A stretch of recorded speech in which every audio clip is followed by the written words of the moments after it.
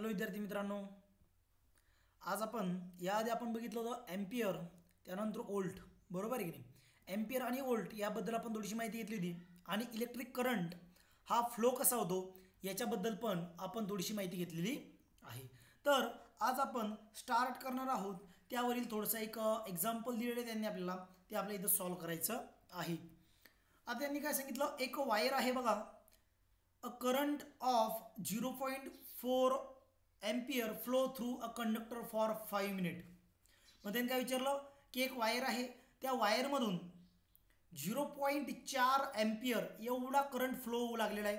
किती मिनिटामध्ये? 5 मिनिटामध्ये. म्हणजे टाईम दिलेला आहे आपल्याला 5 मिनिट आणि करंट दिलेला आहे आपल्याला 0.4. टाईम दिला आपल्याला 5 मिनिट. तर टाइम 5 मिनिट म्हणजे त्याला आपल्याला कन्वर्ट कशात करावं लागणार? सेकंदमध्ये. तर 5 × 660 बरोबर किती येणार मग? 300 सेकंड्स. ओके. आणि करंट किती तुम्हाला? 4 एम्पियर दिलेला आहे. मग त्यांनी काय मोजायचं सांगितलं त्यांनी की हाऊ मच चार्ज, किती चार्ज हा त्या कंडक्टरमधून पास होणार आहे. तर आपल्यामध्ये करंट इज इक्वल टू, काल आपण फॉर्म्युला बघितला, current is equal to Q/T हा फॉर्म्युला बघितला आपण. तर मग आज आपल्याला कॅल्क्युलेट काय करायचं आहे? Q कॅल्क्युलेट करायचं आहे, म्हणजे चार्ज कॅल्क्युलेट करायचं आहे. तर सिम्पली तुम्ही टायमाला इकडे शिफ्ट करणार आणि कसे जाणार? मल्टिप्लायमध्ये, मग असं ते तयार होणार. ओके. मग नंतर काय करणार आपण तिथं? Q is equal to 0.4 ampere into 300, बरोबर. मग आता एक पॉईंट, ह्या 1 0 या पॉईंट सोबत कटला, मग उरले किती? 1 0 आणि 3 म्हणजे 30. 4 त्रिक 12 आणि तो उरले एक 0, बरोबर आहे. म्हणजे त्या ठिकाणी किती चार्ज असेल? 120 कुलम. चार्ज किती राहील? 120 कुलम एवढा चार्ज त्या ठिकाणी फ्लो झालेला असेल 5 मिनिटामध्ये. ठीक आहे. चला इथं बघा, इथं आपण सिम्पली परत एकदा इथं बघूया. करंट दिला 0.4, 5 मिनिट टाईम, सेकंदमध्ये 300. आपल्याकडे फॉर्म्युला आहे हा I = Q/T. मग आपल्याला Q काढायचा. मग आपण सिम्पली काय केलं, त्या टीला इकडे कन्वर्ट करून घेतलं, ती आलं मल्टिप्लायमध्ये, आणि नंतर आपण त्याचं कॅल्क्युलेशन केलं. आपल्याला चार्ज मिळाला 120 कुलम एवढा चार्ज त्या ठिकाणी आहे. Resistance and Ohm's law. आता रेजिस्टन्स म्हणजे काय? एखाद्या गोष्टीला अडथळा करणं, बरोबर आहे ना. आपण म्हणतो रेजिस्टन्स पॉवर, म्हणजे आपल्याला जे डिसीजपासून वाचवण्यासाठी जे अडथळा करण्यासाठी जी पॉवर लागते, सहनशक्ती लागते, त्याला आपण रेजिस्टन्स पॉवर म्हणत असतो. ठीक आहे. आता हे कोण दिलं मग? ओहम्सनी दिलेलं आहे, ओहम नावाच्या सायंटिस्टनं दिलेलं आहे, आणि त्याला म्हणणार आपण ओहम्स लॉ. नेमकं काय सांगतो ते आपण इथं बघूया. A relationship between current flowing through a wire I and the potential differences across its end V. मग त्यांनी काय सांगितलं, एक वायर जोडला आपण, पाईप आहे, याला असं वरून एक वायर जोडलं. या वायरमध्ये काय करंट फ्लो होणार, बरोबर आहे की नाही. करंट फ्लो होणार आणि याच्यातला एक पोटेन्शियल डिफरन्स असणार, तो असणार V. Okay. Can be obtain from the law that was given by German scientist George Simon Ohm. आता याच्यातलं काय काढायचं? मग त्यांनी याच्यातलं जे रिलेशन आहे हे आपण ओहम्स लॉ नुसार काढू शकतो. कोणामधलं रिलेशन काढायचं आपल्याला? करंट आणि पोटेन्शियल डिफरन्स मधला. कशातला तुम्हाला रिलेशन काढायचा? करंट आणि पोटेन्शियल डिफरन्स मधला तुम्हाला इथे रिलेशन काढायचं आहे. If the physical state of conductor remain constant. आता कॉन्स्टंट म्हणजे काय? स्थिर, जी की आपण बदलणार नाही. Current I flowing through it is directly proportional to the potential difference between its two end. म्हणजे काय? म्हणजे काय सांगता येईल आपल्याला? की काय सांगता येईल की 2 पॉइंटमध्ये करंट फ्लो होत असेल आणि त्या वायरचं फिजिकल स्टेट हे कॉन्स्टंट असेल, तर जेवढा पोटेन्शियल डिफरन्स जास्त तेवढा करंट जास्त फ्लो होईल. बघा, एका मिनिटात आपण थोडंसं इथं बघू. हे वायर आहे, ठीक आहे. या वायरची फिजिकल स्टेट नॉर्मल आहे, ठीक आहे, कॉन्स्टंट आहे. आणि याच्यात पोटेन्शियल डिफरन्स आहे समजा 5 व्होल्ट. तर ह्या वायरचं जी नॉर्मल स्टेट जी आहे ना, जेवढा आपण पोटेन्शियल डिफरन्स वाढवू त्याच्यातून करंट वाहण्याची किंवा ट्रान्सफर होण्याची ॲबिलिटी सुद्धा काय होईल, वाढेल. त्याला म्हणतो आपण डायरेक्टली प्रोपोर्शनल. बघा इथे त्यांनी दिलेलं आहे I is directly proportional to V, म्हणजे current is directly proportional to volt. जेवढा व्होल्ट जास्त तेवढा करंट जास्त, किंवा जेवढा करंट जास्त तेवढं व्होल्ट जास्त. ठीक आहे. मग आता आपण बघूया त्याला थोडंसं कॉन्स्टंट ऑफ प्रोपोर्शनॅलिटी, याला आपल्याला जर कॅल्क्युलेट करायचं तर आपण कॅल्क्युलेट कसं करणार, कारण इथं काय डायरेक्टली प्रोपोर्शनल, मग तिथं आपल्याला कॉन्स्टंट टाकावं लागणार, बरोबर आहे की नाही. मग बघा I is equal to constant K. बघा के म्हणजे काय, कॉन्स्टंट ऑफ प्रोपोर्शनॅलिटी.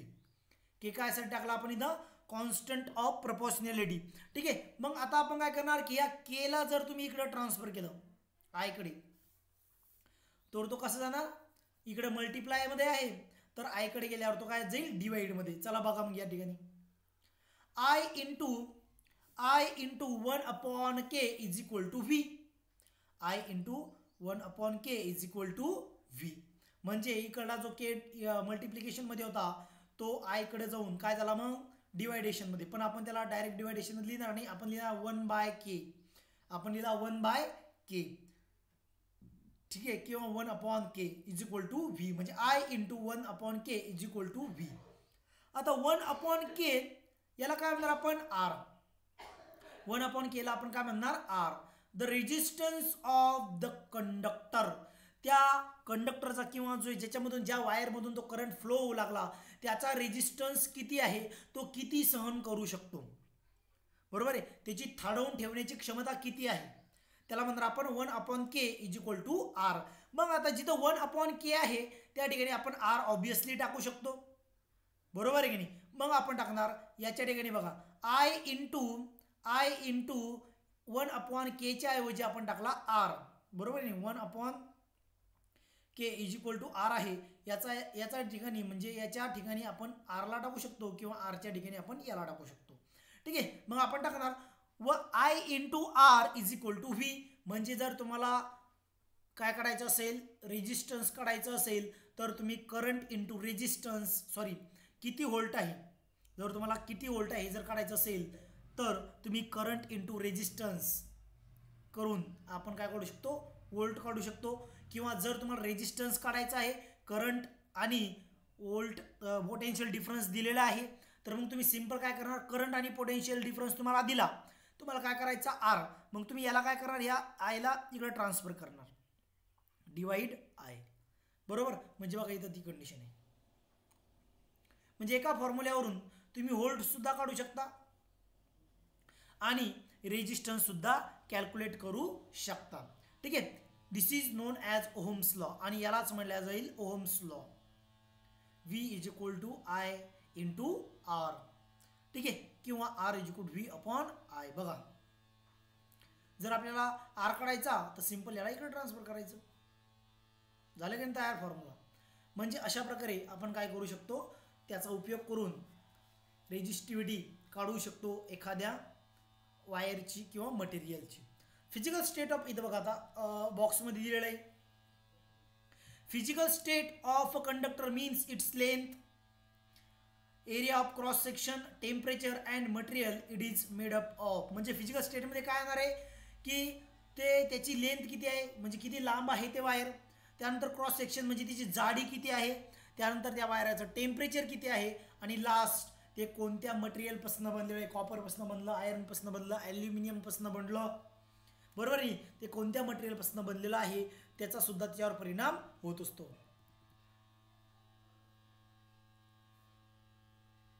समोर बघा, we can obtain the SI unit of resistance from the above formula.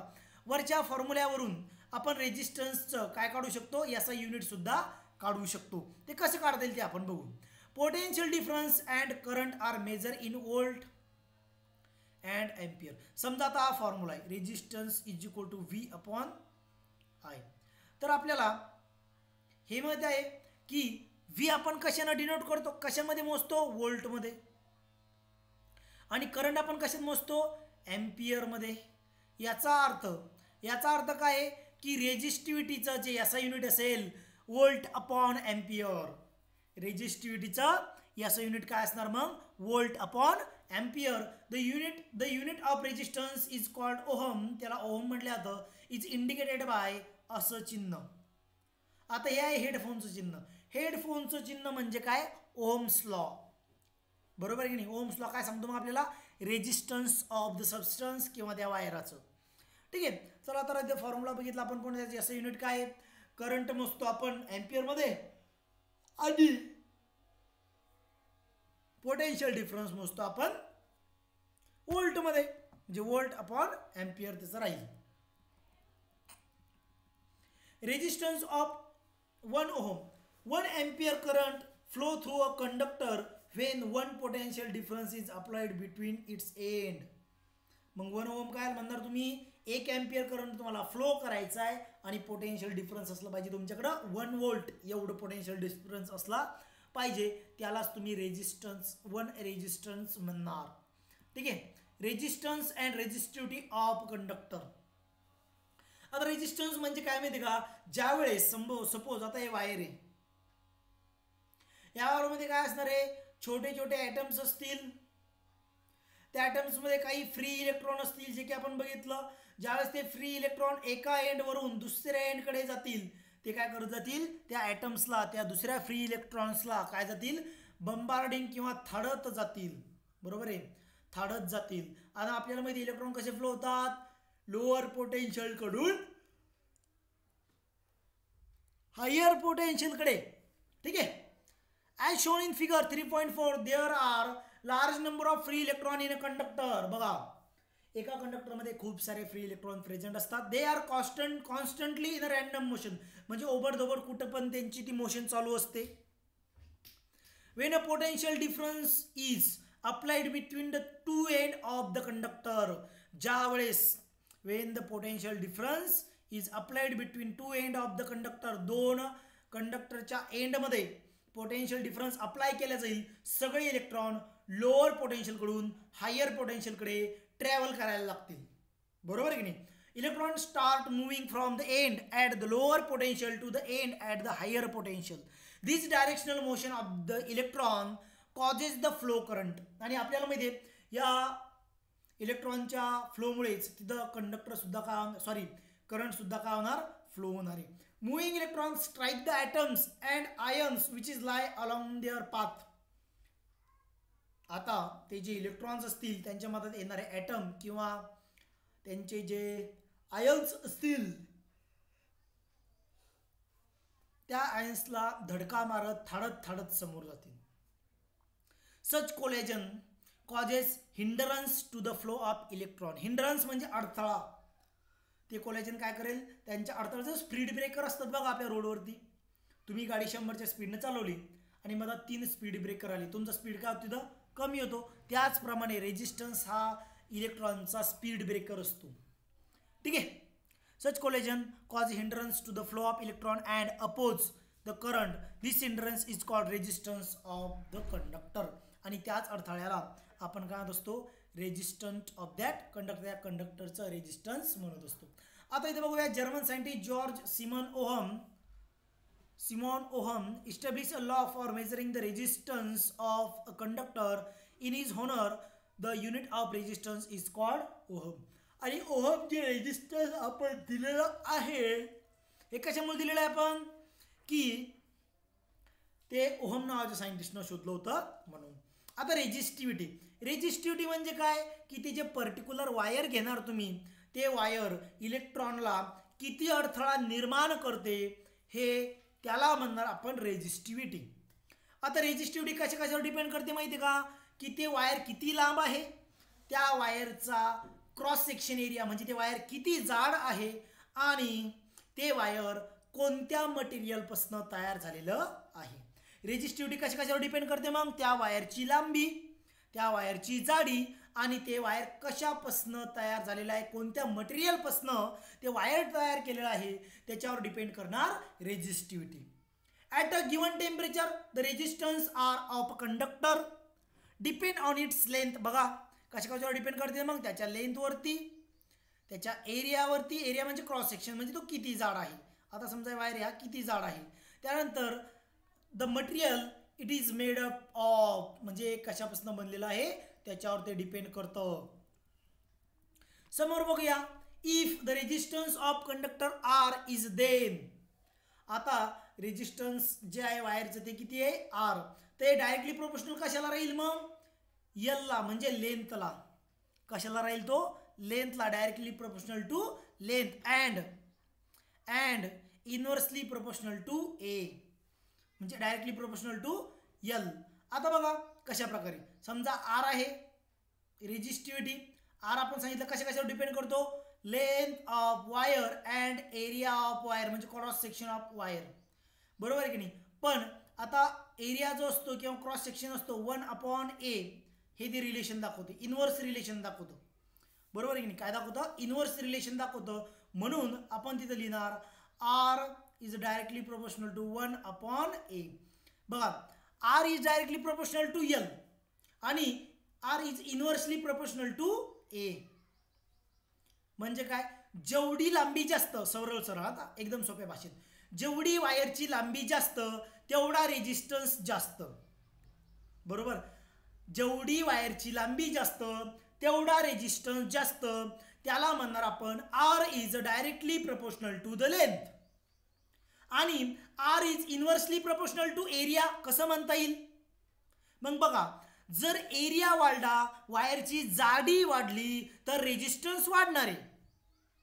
बरोबर आहे. जर वायराची जाडी वाढली क्रॉस सेक्शन वाढला तर रेजिस्टन्स कमी होणार आहे म्हणजे वाढणार आहे. बरोबर आहे. जास्त प्रमाणात रेजिस्टन्स केल्या जाईल. आणि जर एरिया कमी झाला तर काय होणार आहे रेजिस्टन्स सुद्धा कमी होणार आहे. रेजिस्टन्स सुद्धा काय होणार आहे कमी होणार आहे. समजा एक वायर आहे. आता या वायरची जाडी 0.2 सेंटीमीटर आहे. म्हणजे याच्यात इलेक्ट्रॉन कसे असतील थोडेसे कमी प्रमाणात फ्री इलेक्ट्रॉन्स असतील. आणि एक दुसरं वायर त्याची सेंटीमीटर आहे 5 सेंटीमीटर.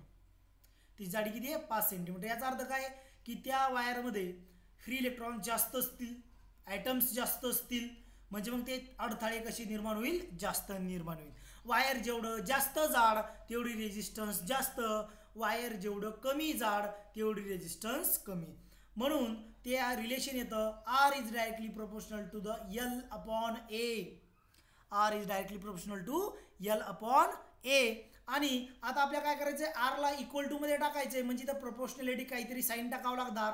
तर तिथं आपण प्रोपोर्शनॅलिटी कॉन्स्टंट टाकतो पी त्याला म्हणू शकतो आपण प्रोपोर्शनॅलिटी कॉन्स्टंट. ठीक आहे. P is constant proportionality and is called the resistivity of that material. आता तो जो P आपण टाकला त्या ठिकाणी त्याला म्हणणार आपण कॉन्स्टंट ऑफ प्रोपोर्शनॅलिटी. आणि हा काय असतो मटेरियलची रेजिस्टिव्हिटी म्हणजे मटेरियल किती रेजिस्ट करतं इलेक्ट्रॉन वाहून नेण्यासाठी त्याला आपण P मध्ये दाखवणार. The unit of resistivity is याचा unit is ohm per metre. म्हणजे एका मीटरमध्ये किती ओम रेजिस्टन्स तो तयार करेल त्याला म्हणणार आपण रेजिस्टिव्हिटी. एका मीटरमध्ये किती ओम रेजिस्टन्स तयार करणार त्याला म्हणणार आपण resistivity. Resistivity is a specific property of material and different material have a different resistivity. बघा आता रेजिस्टिव्हिटी जी आहे ना ती वेगवेगळ्या मटेरियलसाठी वेगवेगळी राहील जसं की ते वेगवेगळ्या मटेरियलपासून बनलेलं राहील. ठीक आहे. अशा प्रकारे आपला इथं काय संपते रेजिस्टन्स आणि रेजिस्टिव्हिटी हा पॉइंट आपला इथं कव्हर झालेला आहे. Resistance Ohm's law and resistivity.